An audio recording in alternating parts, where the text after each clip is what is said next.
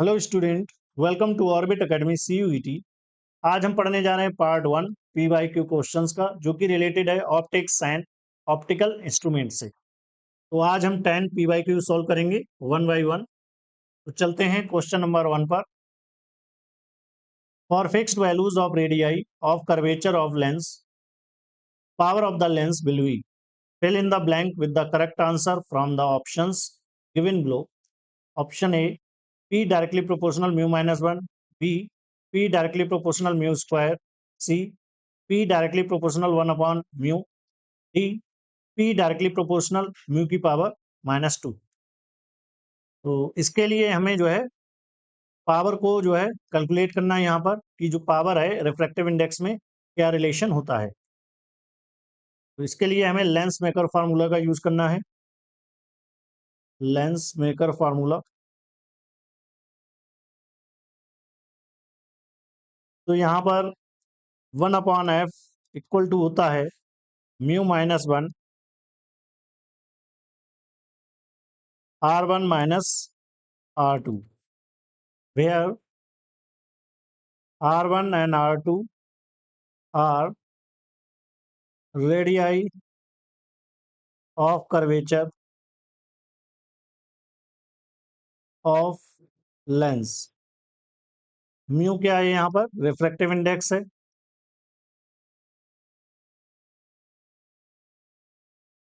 F क्या है यहाँ पर? फोकल लेंथ है। तो हमें पता है कि जो फोकल लेंथ और पावर में रिलेशन होता है, we know that power equal to होता है 1/f, यानी फोकल लेंथ। तो यहाँ से हमें मिल जाएगा P equal to mu minus 1/R1 minus 1/R2। तो यहाँ से P डायरेक्टली प्रोपोर्शनल हो जाएगा म्यू माइनस 1 के। तो ऑप्शन ए करेक्ट हो जाएगा यहाँ पर।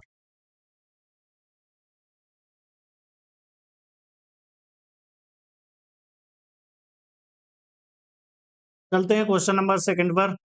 The graph correctly representing the variation of the image distance V for a convex lens of focal length F versus object distance U is, fill in the blank with the correct answer from the options given below.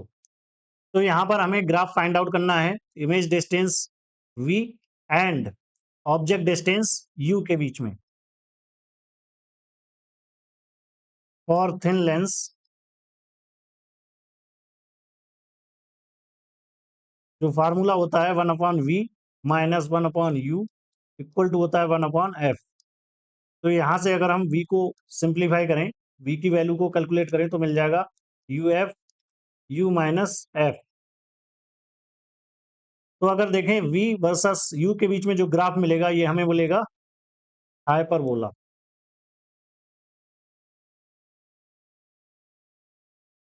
For convex lens,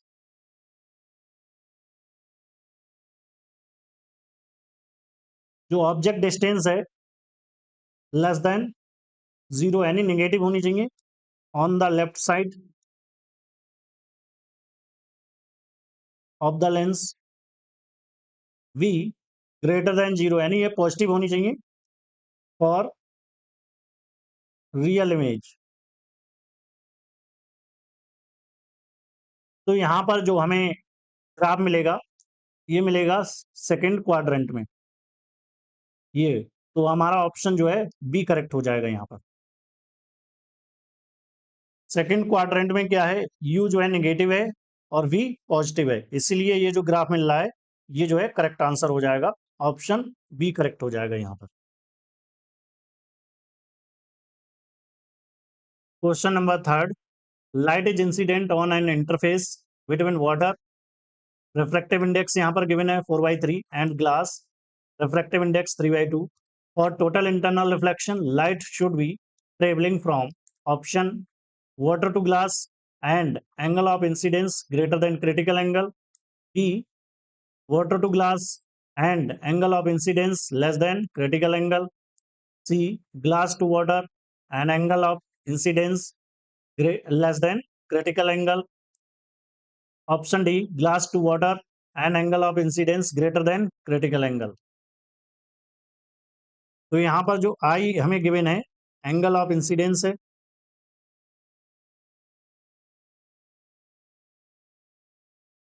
and i c critical angle है।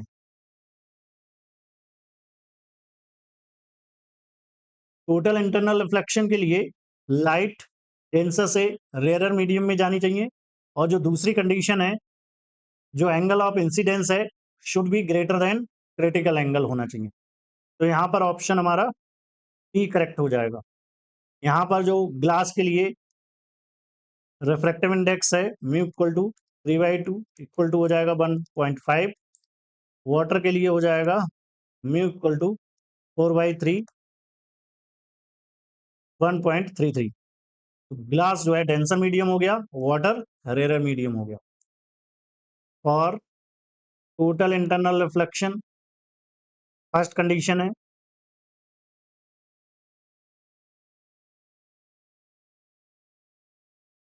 Light must travel from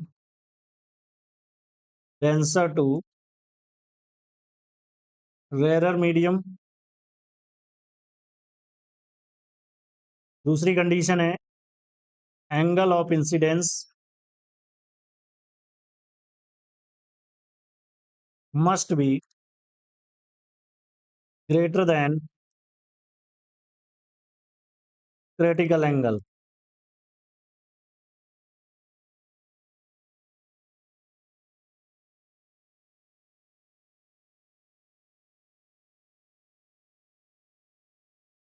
question number 4, light from point source in air falls on a spherical glass surface n equal to 1.5 and radius equal to 10 centimeter. Distance of source equal to 50 centimeter. The position at which the image is formed. तो यहाँ पर हमें जो है image की position को calculate करना है। ऑप्शन हमें गिवन है 100 centimetre in air, B 150 centimetre in glass surface, C 200 centimetre in air, D 50 centimetre in glass surface. तो यहाँ पर हमें गिवन है refractive index of air n1 equal to 1, refractive index of glass n2 equal to 1.5, R given है यहाँ पर radius 10 centimetre and u given है यहाँ पर -50 सेंटीमीटर।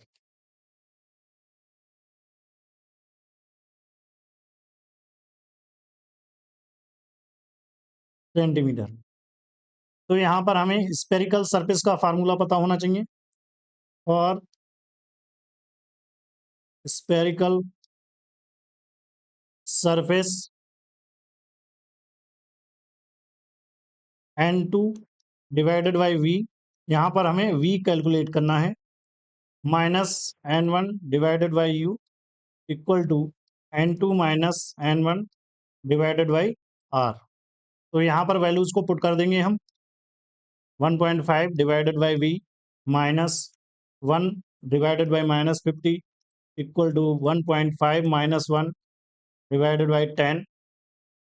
तो यहाँ पर मिल जाएगा 0.5 डिवाइडेड बाई 10, ये मिल जाएगा 1.5 डिवाइडेड बाई v प्लस 1/50। इसको हम और सिंप्लीफाई करेंगे, यहाँ पर 100 आ जाएगा, 5 से इसको डिवाइड करेंगे 1, नीचे आ जाएगा 20। 1.5 divided by v equal to 1/20 minus 1/50, 1.5 divided by v equal to 100 LCM आ जाएगा, इधर मिल जाएगा हमें 5 माइनस 2, 50 से डिवाइड करेंगे इसको 100 को, तो यहाँ पर मिल जाएगा 3 डिवाइडेड बाई 100। इसको रिवर्स कर लेंगे, v upon 1.5 equal to 100 divided by 3 आ जाएगा, v इक्वल टू आ जाएगा 100 डिवाइडेड बाई 3 इंटू 1.5, 2 मिल जाएगा यहाँ पर, ये मिल जाएगा 50। तो v इक्वल टू मिल गया प्लस का 50 सेंटीमीटर। तो हमारा जो आंसर हो जाएगा 50 सेंटीमीटर इन ग्लास सरफेस हो जाएगा, option D correct.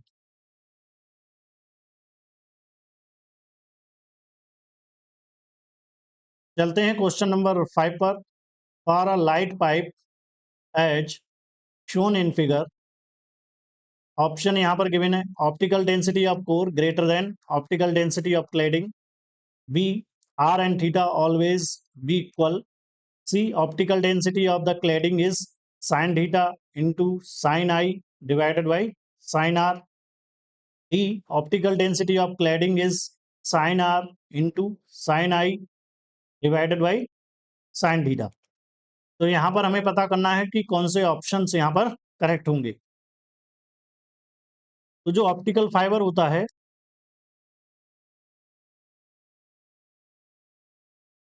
Total internal reflection पर वर्क करता है, और टोटल इंटरनल रिफ्लेक्शन के लिए जो लाइट होती है डेंसर मीडियम से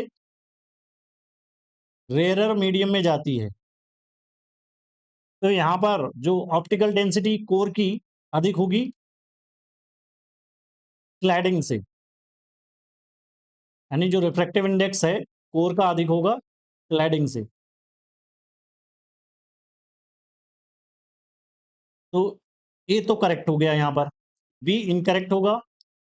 सी जो रिफ्रैक्टिव इंडेक्स है क्लैडिंग का या ऑप्टिकल डेंसिटी है क्लैडिंग की, ये इक्वल टू होती है sine i divided by sine r into sine theta.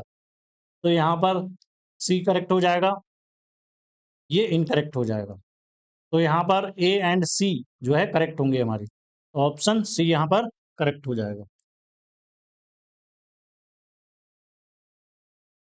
चलते हैं क्वेश्चन नंबर 6 पर। An equilateral prism is made of material of refractive index mu equal to root 3. Angle of minimum deviation through the prism is 60 degree, 30 degree, 45 degree, 0 degree. For equilateral prism के लिए तो angle होता है ए equal to होता है 60 degree, mu यहाँ पर हमें गिवन है √3, एंड हमें कैलकुलेट करना है मिनिमम डेविएशन। तो जो फार्मूला होता है फॉर प्रिज्म ये हमें पता होना चाहिए। म्यू इक्वल टू होता है sine A plus delta m divided by 2 divided by sine A by 2।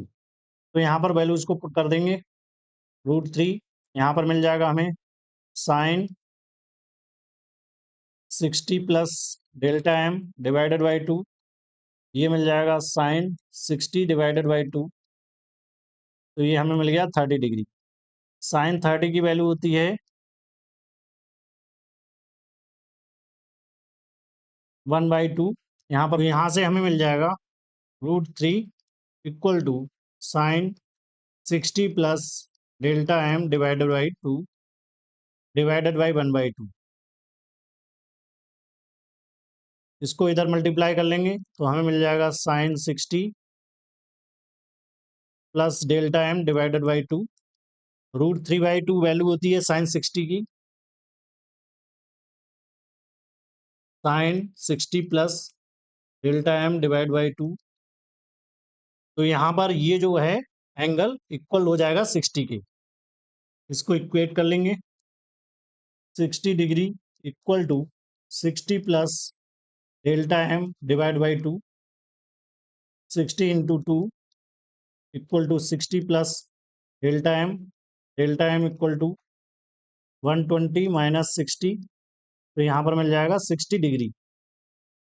तो आंसर आ जाएगा 60 डिग्री। यहाँ पर ऑप्शन ए करेक्ट हो जाएगा यहाँ पर।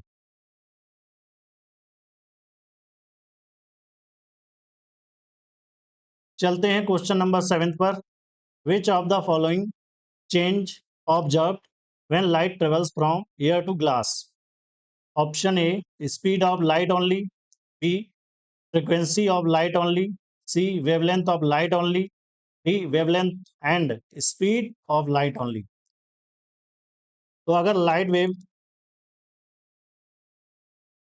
एक मीडियम से दूसरे मीडियम में जाती है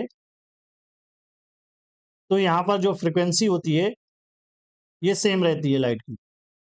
फ्रिक्वेंसी डज नॉट चेंज, यानी फ्रिक्वेंसी में कोई चेंजेस नहीं होते हैं, केवल जो है वेवलेंथ चेंज होती है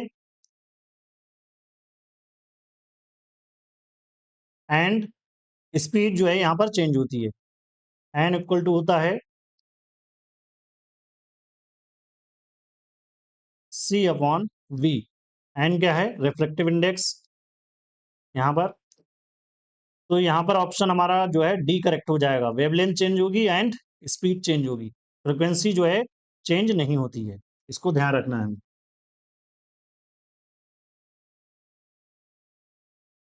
चलते हैं क्वेश्चन नंबर 8 पर।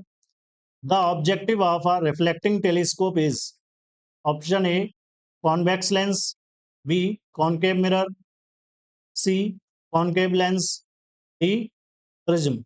तो यहाँ पर हमारा जो करेक्ट आंसर होगा कॉनकेव मिरर होगा। जो रिफ्लेक्टिंग टेलीस्कोप होता है इसमें जो है ऑब्जेक्टिव के रूप में हम कॉनकेव मिरर का यूज करते हैं। ऑप्शन बी करेक्ट हो जाएगा यहाँ पर। चलते हैं क्वेश्चन नंबर 9 पर। Arrange the following in increasing order of focal length of convex lens. A F V, focal length of violet colour, B F R, focal length of red colour, C F B, focal length of blue colour, D F Y, focal length of yellow colour. Choose the correct answer from the options given below. तो ये options हमें given है। तो यहाँ पर हमें focal length को calculate करना है इंक्रीजिंग ऑर्डर में डिफरेंट कलर्स के लिए। तो हमें पता होना चाहिए जो वेवलेंथ होती है इनवर्सली प्रोपोर्शनल होती है रिफ्रैक्टिव इंडेक्स की। We know that lambda inversely proportional refractive index of colour. तो डिफरेंट कलर्स के लिए अलग अलग रिफ्रैक्टिव इंडेक्स होता है। तो यहाँ पर हमें जो है पहले इंक्रीजिंग ऑर्डर में लिखना है कलर्स की वेवलेंथ को। Order of wavelength,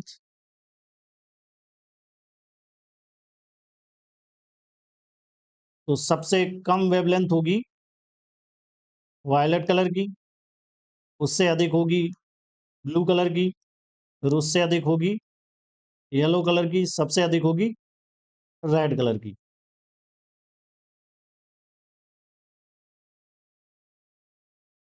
visual radiation के लिए हमें विप और पता होना चाहिए। तो यहाँ पर जो वायलेट कलर है इसके लिए लैम्डा मिनिमम होता है और रेड होता है इसके लिए लैम्डा मैक्सिमम होता है, और लेफ्ट टू राइट जाने पर वेवलेंथ इंक्रीज कर जाती है। अब हमें जो है ऑर्डर ऑफ रिफ्रैक्टिव इंडेक्स लिखना है डिफरेंट कलर के लिए। एन, तो एन जो है इनवर्सली प्रोपोर्शनल है लैम्डा के। तो यहाँ पर वायलेट कलर के लिए सबसे अधिक होगा, फिर उससे कम होगा ब्लू कलर के लिए एन, यहाँ पर एन बी आ जाएगा, एन बी, फिर आएगा एन वाई, फिर सबसे कम होगा रेड कलर के लिए। यानी रेड कलर के लिए वेवलेंथ सबसे अधिक होती है और रिफ्रैक्टिव इंडेक्स सबसे कम होता है। From lens maker formula 1/f equal to होता है n-1 1/r1 - r2। r1 and r2 radii हैं कर्वेचर के ऑफ लेंस। तो यहाँ पर 1/f डायरेक्टली प्रोपोर्शनल हो जाता है n-1 के, यानी जो फोकल लेंथ है इनवर्सली प्रोपोर्शनल हो जाएगी n-1 के, यानी रिफ्रैक्टिव इंडेक्स के लिए। तो यहाँ पर जिसका रिफ्रैक्टिव इंडेक्स सबसे अधिक होगा उसकी फोकल लेंथ सबसे कम होगी। तो यहाँ पे सबसे अधिक है वायलेट कलर का, तो इसके लिए जो वे फोकल लेंथ है सबसे कम होगी यहाँ पर।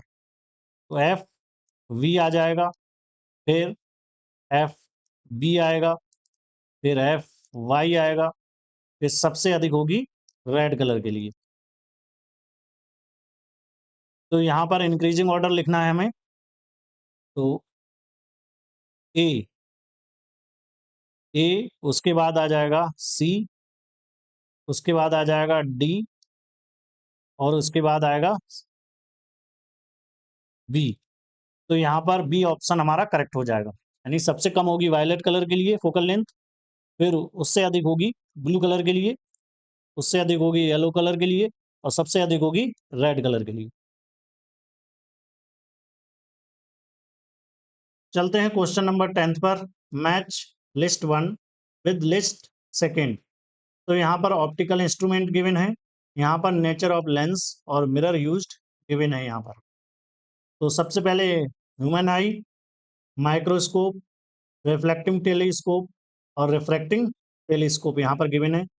यहाँ पर लिस्ट 2 में हमें गिवन है concave mirror of large aperture and large focal length, B objective lens of large aperture and large focal length, C given है थर्ड नंबर पर यहाँ पर lens of adjustable length, and fourth given है objective of small aperture and small focal length.